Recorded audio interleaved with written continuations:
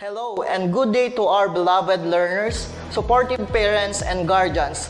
Welcome to Tirad Pass Network DepEd Candon City Teleskwela, Kanlungan ng Kalaman tungo sa Kausayan at Kaunlaran. Tara na! These episodes for Grade 7 Mathematics Quarter 2, Week 2. I am Teacher Marco and I'll be your teacher for today's episode. Turn away from your fears and let's learn mathematics together. Are you with me? That's great! Let's get started. This week's episodes in Quarter 2 is anchored from most essential learning competency, which is converts measurements from one unit to another in both metric and English system. In today's episodes, you are expected to convert measurements from one unit to another in both metric and English systems. Here are the questions that will guide us as we go through our lesson. Number 1, what are the steps in converting measurements? And number 2, how do you convert measurements from one unit to another unit in both metric and English system? Before we talk about conversion of measures, let us first recall some important facts that you learned last episode by answering some questions. Are you ready? Great! Let's begin! Here's what you have to do. Arrange the digits or letters to answer what is asked in the following items. Number 1. This refers to the thickness or width of the index finger.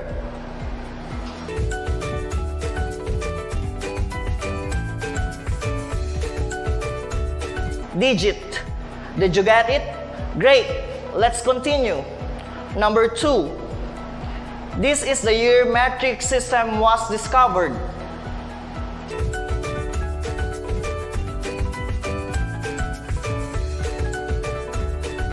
(1960).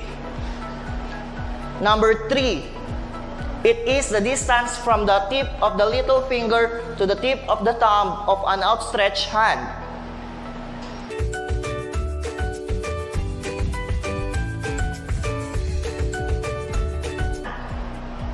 Number 4.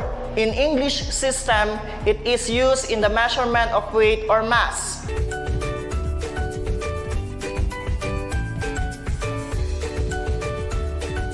Pound.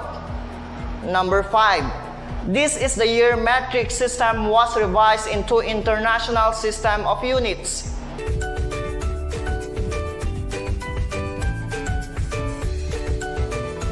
Is 1799. Did you answer all the items correctly? Very good. Let us now begin our discussion about conversion of measures. First, let us talk about conversion of measures from SI to another SI unit. To convert measurements from SI units to SI units, use the metric converter on meter, liter, and gram. K, H, DA, D, C, and M are the metric prefixes. To change from a larger unit to a smaller unit or moving to the right in the metric converter, multiply it by a power of 10. Thus, move the decimal point in the given quantity one place to the right for each smaller unit until the decimal unit is reached. Number 2, to change from a smaller unit to a larger unit or moving to the left in the metric converter, divide it by a power of 10. Thus, move the decimal point in the given quantity one place to the left for each smaller unit until the decimal unit is reached. Are you now ready to convert measurements using the metric converter? Great! Let's begin! Let's have the first example. How many decimeters are there in 12 hectometers? To convert, we start from the hectometers and move 3 steps to the right to obtain decimeters. Hence, we move the decimal point 3 places to the right, so 12 hectometers is equal to 12,000 decimeters. This is the same as multiplying 12 hectometers by 10 raised to 3 or 1,000. Thus, 12 hectometers converts to 12,000 decimeters. Can you follow? Great! For our second example, how many liters are there in 32 hundredths kiloliters? To convert, we start from kiloliters and move 3 steps to the right to obtain liters. Hence, we move the decimal point 3 places to the right. So, 32 hundredths kiloliters is equal to 320 liters. This is the same as multiplying 32 hundredths kiloliters by 10 raised to 3 or 1,000. Thus, 32 hundredths kiloliters converts to 320 liters. How many kilometers are there in 123 meters? To convert, we start from meters and move 3 steps to the left to obtain kilometers. Hence, we move the decimal point 3 places to the left, so 123 meters is equal to 123,000 kilometer. This is the same by dividing 123 meters by 10 raised to 3 or 1,000. Thus, 123 meters converts to 123,000 kilometer. Let's have the fourth example. How many hectograms are there in 7 and 5/10 centigrams? To convert, we start from centigrams and move 4 steps to the left to obtain hectograms. Hence, we move the decimal point 4 places to the left. So, 7 and 5/10 centigrams is equal to 7,500,000 hectogram. This is also the same by dividing 7 and 5/10 centigrams by 10 raised to 4 or 10,000. Thus, 7 and 5/10 centigrams converts to 7,500,000 hectogram. Did you have fun converting measurements from SI unit to another SI unit? Great! Let's now talk about converting measurements from SI units to English units or vice versa. To convert measurements from SI to English units or vice versa, we will use the chain link conversion method. In this method, we will multiply the original measurement by a conversion factor. This method can also be used for converting from SI units to SI units. Here are the different conversion factors that we will be using when we convert measurement from SI unit to English unit or vice versa. For length, for volume or capacity, for time, and for weight or mass.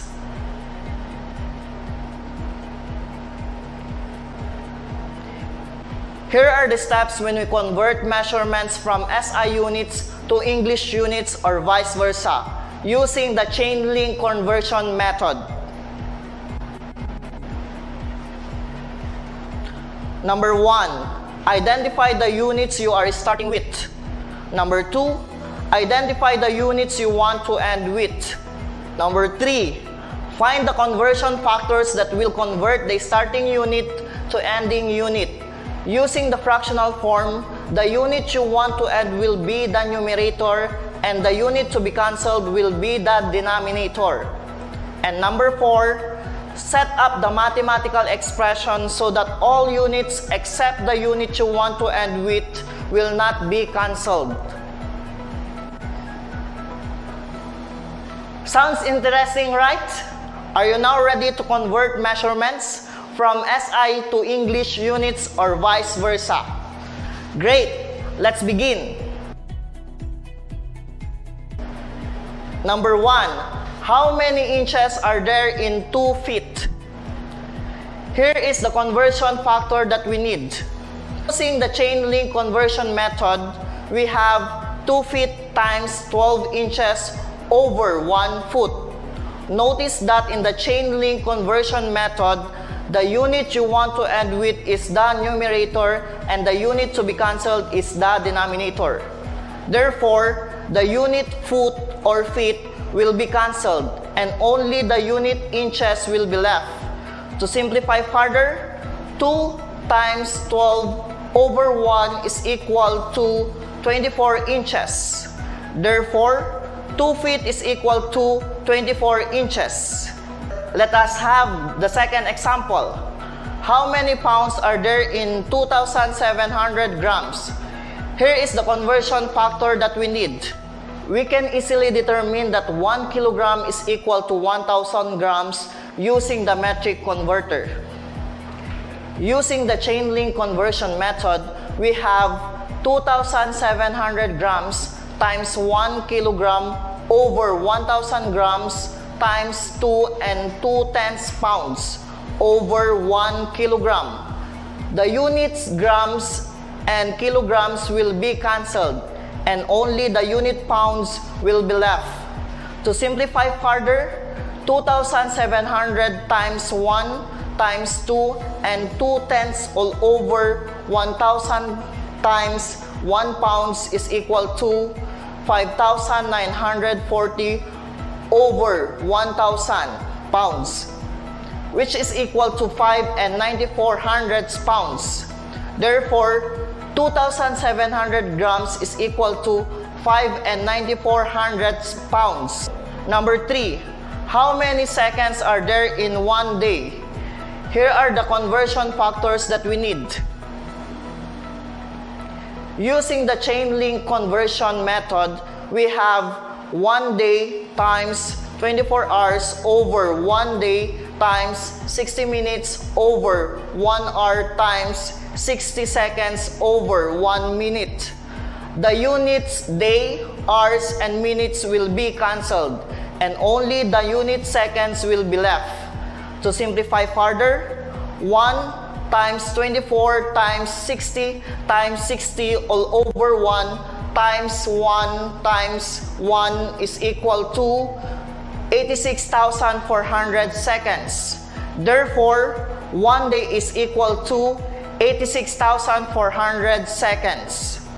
And number 4, how many cups are there in 1 and 25 gallons? Using the chain link conversion method, we have 1 and 25 gallons times 4 quarts over 1 gallon times 2 pints over 1 quart times 2 cups over 1 pint. The units gallons, quarts, and pints will be cancelled and only the unit cups will be left. To simplify further, 1 and 25 times 4 times 2 times 2 all over 1 times 1 times 1 is equal to 20 cups.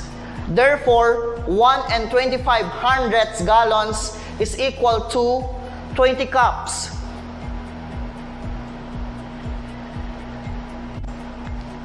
Let us now convert measures of temperature. To convert measures of temperature, these are the formulas that we will be using.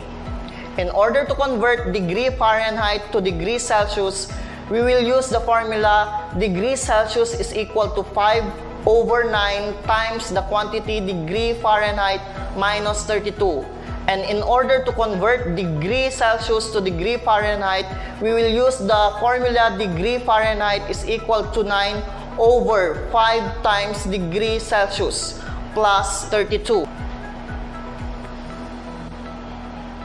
Are you now ready to convert measures of temperature? Great! Let's begin. Number 1. How many degrees Celsius are there in 212 degrees Fahrenheit? To solve this, we will use the formula degree Celsius is equal to 5 over 9 times the quantity degree Fahrenheit minus 32. We now substitute degree Fahrenheit with 212. So we have 5 over 9 times the quantity 212 minus 32 is equal to 5 over 9 times 180. Let us now simplify further by dividing 180 by 9. So, we have 5 times 20, which is equal to 100 degrees Celsius. Therefore, 212 degrees Fahrenheit converts to 100 degrees Celsius. And number 2, how many degrees Fahrenheit are there in 0 degrees Celsius?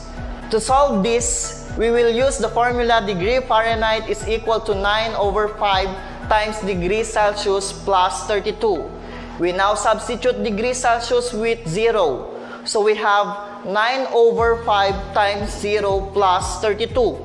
To simplify further, 0 plus 32 is equal to 32 degrees Fahrenheit. Therefore, 0 degrees Celsius converts to 32 degrees Fahrenheit. I hope that you have taken down notes and that you have understood our lessons for today. Let's now wrap it up. To convert measurements from SI unit to another SI unit, we use the metric converter. To change from a larger unit to a smaller unit or moving to the right in the metric converter, multiply it by power of 10. And to change from a smaller unit to a larger unit or moving to the left in the metric converter, divide it by a power of 10. We also talk about the steps in converting measurements from SI units to English units or vice versa using the chain link conversion method. Number 1, identify the units you are starting with. Number 2, identify the unit you want to end with. Number 3, find the conversion factor or factors that will convert the starting unit to ending unit. Using the fractional form, the unit you want to end will be the numerator and the unit to be cancelled will be the denominator. And number 4, set up the mathematical expression so that all units except the unit you want to end with will not be cancelled. To convert measures of temperature, these are the formulas that we will be using. In order to convert degree Fahrenheit to degree Celsius, we will use the formula degree Celsius is equal to 5 over 9 times the quantity degree Fahrenheit minus 32. To convert degree Celsius to degree Fahrenheit, we will use the formula degree Fahrenheit is equal to 9 over 5 times degree Celsius plus 32. I believe that you are now ready to have some exercises. Bring out your pen and notebook and let us answer the exercises together.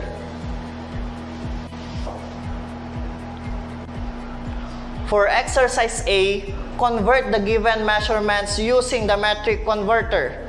Ready? Great! Let's get started. Number 1. How many hectometers are there in 2 and 5/10 kilometers?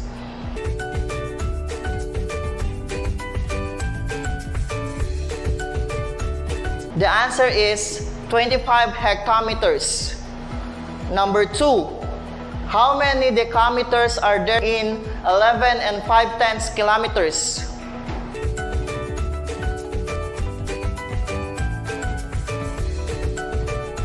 The answer is 1,150 decameters. 3. How many milliliters are there in 700 liter?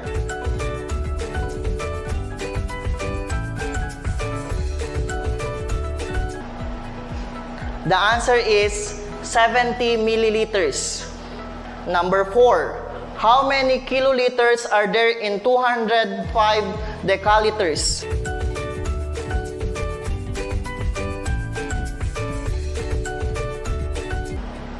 The answer is 2 and 500 kiloliters. And number 5, how many milligrams are there in 600 kilograms?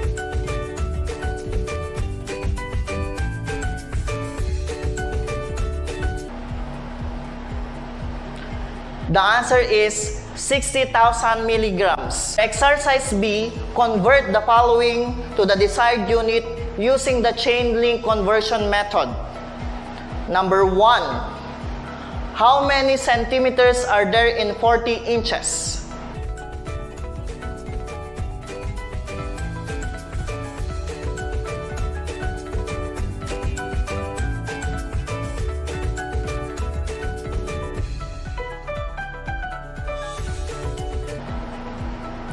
The answer is 101 and 6/10 centimeters. Number 2. How many yards are there in 75 feet?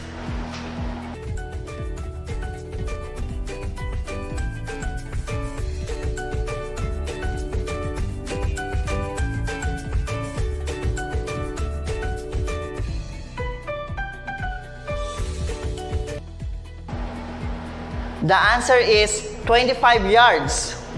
Number 3. How many quarts are there in 8/1600 pints?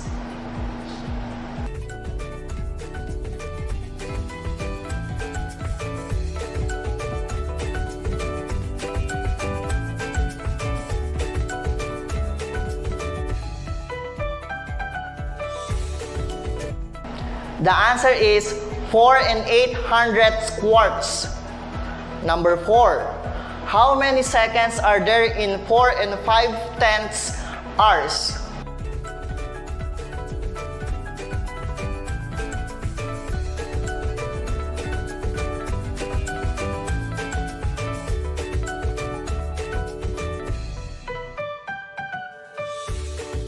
The answer is 16,200 seconds. And number 5, how many pounds are there in 50 kilograms?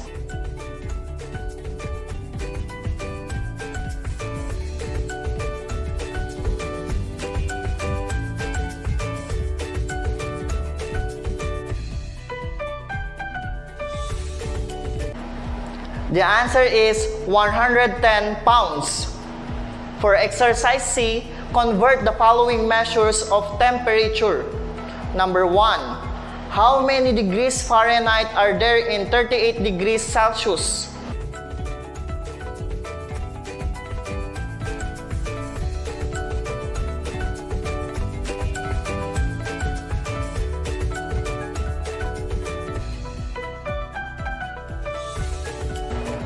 The answer is 104 Fahrenheit. Number 2. How many degrees Fahrenheit are there in 180 degrees Celsius?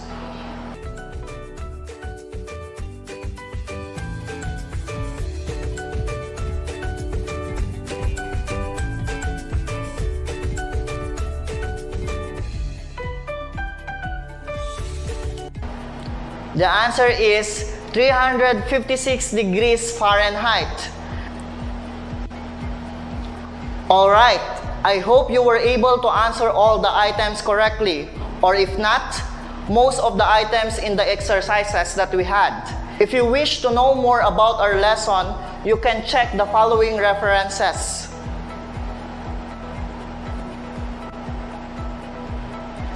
That's it. We have reached the end of our lesson. I hope you have fun learning how to convert measurements. Thank you very much for tuning in. Once again, I am Teacher Marco, your Mathematics 7 teacher. Stay safe and happy learning. See you next time.